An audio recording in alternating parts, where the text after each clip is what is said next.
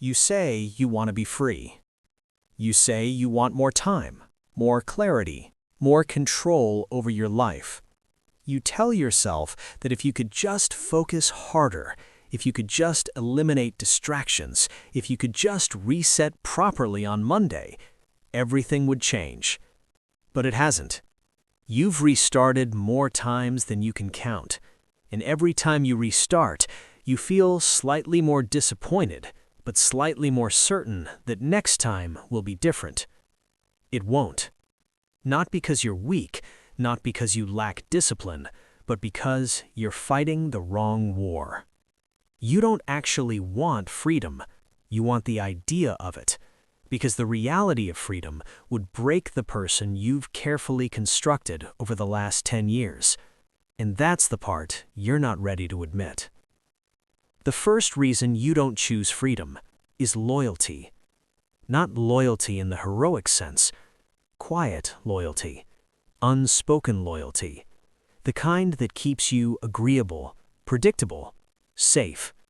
You didn't become this version of yourself by accident. You adapted.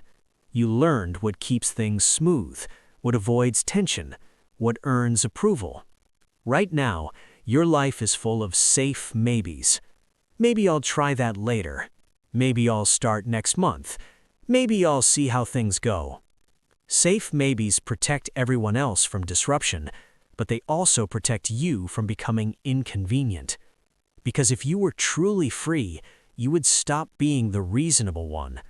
You would start saying no without cushioning it, without explaining it 3 times. You would stop volunteering your time to maintain inclusion, and that would disappoint someone. Maybe your family, maybe your partner, maybe your friends, maybe the version of you that built this life carefully and logically. Freedom threatens belonging, and you care more about belonging than you admit. So you stay loyal, and you call it maturity. The second reason you don't choose freedom is simpler. Freedom removes your alibi. Right now, your distractions serve you. Scrolling isn't the problem, it's protection. Cheap dopamine is a smokescreen. If your phone disappeared tomorrow, no Instagram, no YouTube, no Netflix, what would be left? Silence. And in that silence, you would see something uncomfortable. You have time. You have energy. You just haven't been using it on the thing that scares you. Because that thing, the hard task, the uncomfortable project, the deep work, doesn't just require effort, it requires identity shift. If you removed your dopamine crutches permanently, you wouldn't just become productive, you'd be exposed. Exposed to the fact that stagnation wasn't imposed on you, it was chosen. Freedom is a mirror, and most people don't avoid freedom because it's difficult.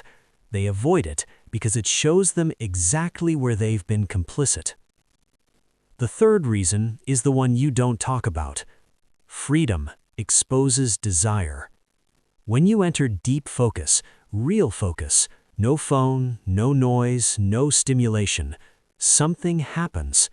The mask loosens, and sometimes what appears underneath isn't ambition, it's confusion, or worse, clarity. You might realize you don't actually want the career you've been chasing. You might realize the goals you talk about aren't yours. You might realize you've been running towards something because it was impressive, not because it was aligned. Freedom removes the distractions that let you avoid that realization. And if the destination collapses, who are you? It's safer to stay distracted than to confront the possibility that you've been climbing the wrong mountain. You don't avoid freedom because it's hard. You avoid it because it would rewrite you. It would disrupt loyalty, kill excuses, expose desire. Freedom isn't something you try.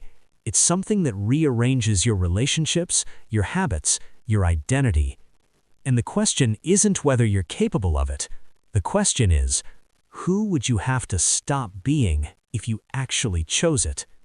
That's the part you're still negotiating.